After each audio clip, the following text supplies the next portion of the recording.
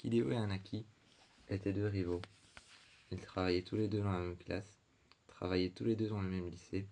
Ils avaient les mêmes matières, les mêmes cours, mais ils ne se connaissaient pas. Ils se connaissaient tous les deux uniquement en tant que rivaux. Ils étaient rivaux au volleyball. Ils, ils travaillaient tous les deux en français dans la même classe, travaillaient tous les deux en maths dans la même classe, travaillaient tous les deux en chimie dans la même classe. Ils étaient dans le même lycée, mais ils ne se connaissaient que en tant que rivaux. Ils étaient rivaux au volleyball. L'un était, l'un faisait partie d'une, l'un faisait partie d'une équipe, une équipe dont les couleurs étaient le bleu. L'autre faisait partie d'une équipe dont les couleurs étaient le orange. Anaki faisait partie d'une équipe dont les couleurs étaient le orange.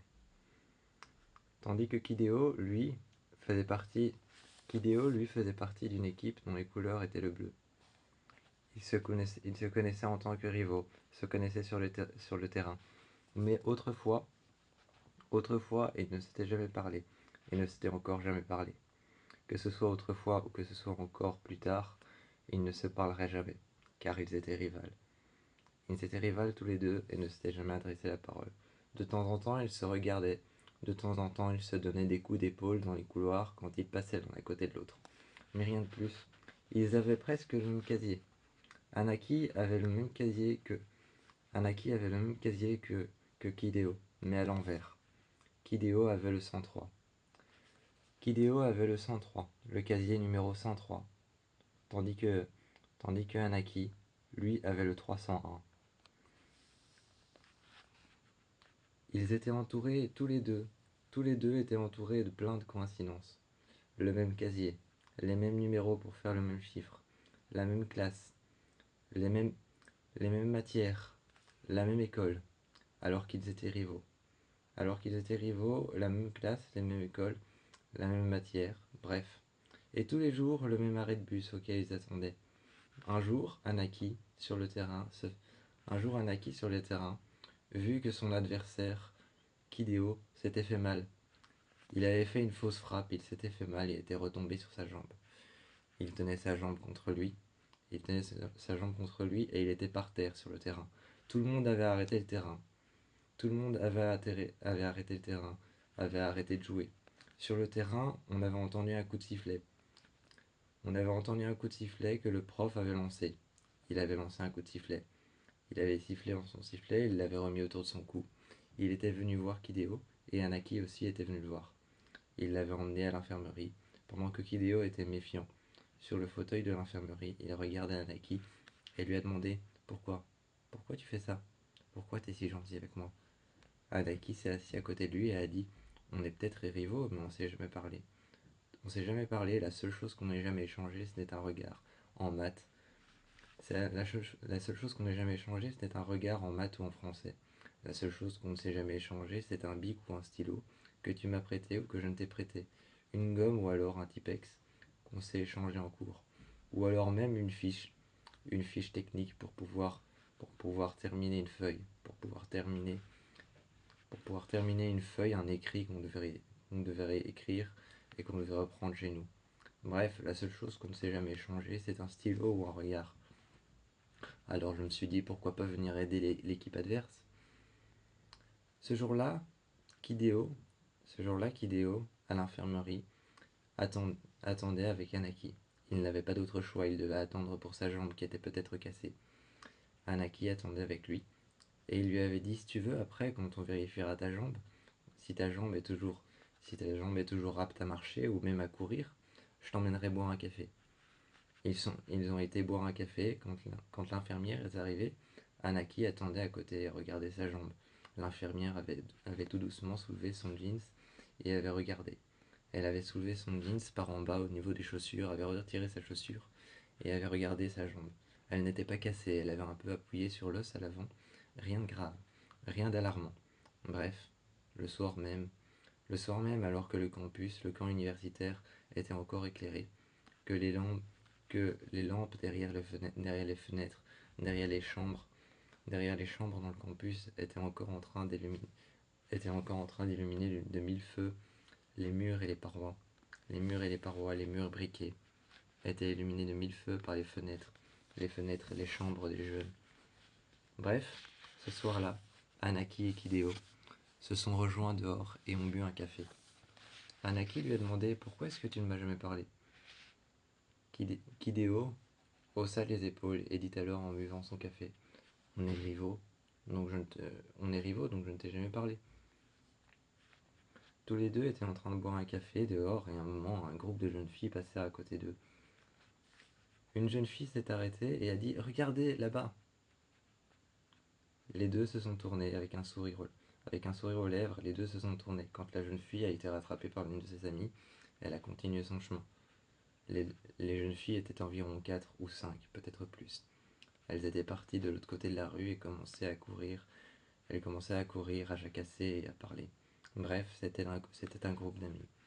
Peut-être qu'ils sortaient d'une soirée, qui sait. Kideo et Anaki ont décidé de les suivre. Ils sont arrivés à une soirée de jeunes élèves qui faisaient partie de la même fraternité et de la même sororité. Des filles et des garçons qui s'étaient mélangés pour faire une fête dans une fraternité et dans une sororité, qui étaient l'une à côté de l'autre.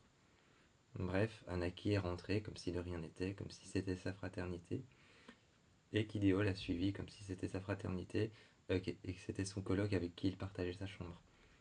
Ils sont arrivés dans une chambre déserte qui appartenait certainement à un jeune qui devait faire la fête en bas, et ils se sont assis l'un à côté de l'autre. Ce soir-là, ils ont échangé leur premier baiser. Ce soir-là, Anaki a regardé Kideo. Il l'a repoussé, mais Kideo a rapproché ses lèvres et l'a embrassé. Anaki a demandé pourquoi soudainement tu changes d'avis. Anaki a répondu je sais pas. Kideo lui a dit je sais pas pourquoi moi aussi j'ai changé d'avis. De toute façon, ça ne m'a pas déplu. Anaki répondit alors bon, bah alors ne change pas d'avis. Ils n'ont pas changé d'avis tous les deux. Tous les deux, surpris, s'étaient embrassés l'un l'autre, tous les deux surpris alors qu'ils étaient adversaires, qu'ils étaient rivaux. Quand ils se sont embrassés, tous les deux surpris se sont un peu repoussés. Ils se sont demandé pourquoi ils n'avaient pas changé d'avis et pourquoi ils ne s'étaient pas reculés, ou pourquoi ils ne s'étaient pas disputés, voire même pourquoi ils ne s'étaient pas criés dessus. Mais c'est que ça leur avait plu. Et Anaki avait dit que ça lui avait plu de l'embrasser. Kideo avait dit que ça lui avait plu de l'embrasser. Ce soir-là, ils sont sortis de la fraternité. Et de la fête qui avait eu lieu dans cette fraternité et cette sororité. Ils ont marché dans la rue. Ils marchaient juste l'un à côté de l'autre. Kideo était à côté d'Anaki, et Anaki était à côté de Kideo. Ce soir-là, Anaki avait pris la main de Kideo, et Kideo l'avait regardé un sourire aux lèvres. Il s'était rapproché de lui et l'avait embrassé sur la joue. Il avait serré sa main et ont marché main dans la main. Quand ils sont arrivés au campus, Anaki l'a invité à rentrer chez lui. Dans sa chambre. Ils ont traversé un long couloir avec des chambres numérotées à partir de 100, jusqu'à 300, jusqu'à 400, jusqu'à ce qu'ils arrivent à 384, la chambre d'Anaki. Il a pris sa clé, qu'il a retirée de la poche de son jeans, a ouvert la porte de sa chambre. Ils se sont tous les deux couchés sur le lit, et Kideo, pour rire, a poussé Anaki sur son lit. Ils se sont alors mis l'un à côté de l'autre, et cette nuit-là, ils se sont endormis. Ils se sont endormis l'un à côté de l'autre, sans un bruit. À partir de cette nuit-là, quand ils se sont réveillés le lendemain matin pour aller en cours, Anaki s'était assis à côté de Kideo, et Kideo s'échangeait un bic.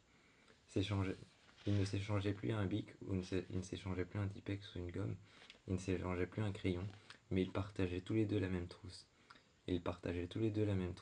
La trousse de Anaki, que Kideo partageait avec lui.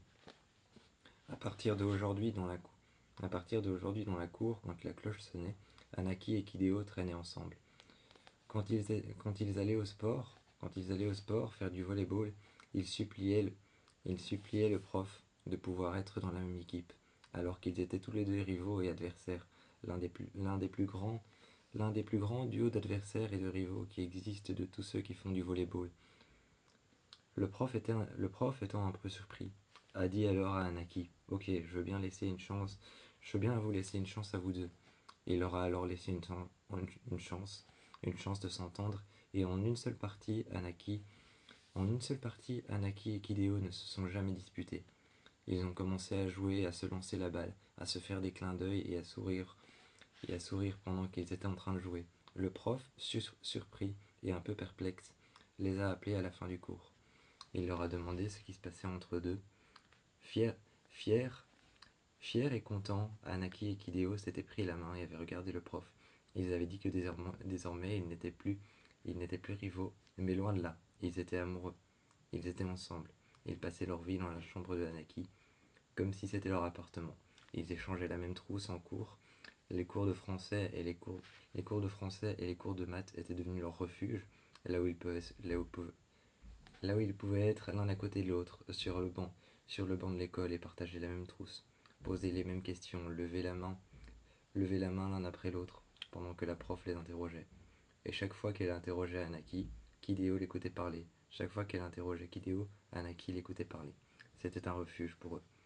Le prof a alors, le prof a alors totalement approuvé leur relation. Le prof, approuvant totalement leur relation, les a laissés partir et leur a donné le même maillot de la même équipe. Ils faisaient désormais partie de la même équipe, des mêmes cours, partageaient la même chambre. Désormais, ils n'étaient plus qu'un couple.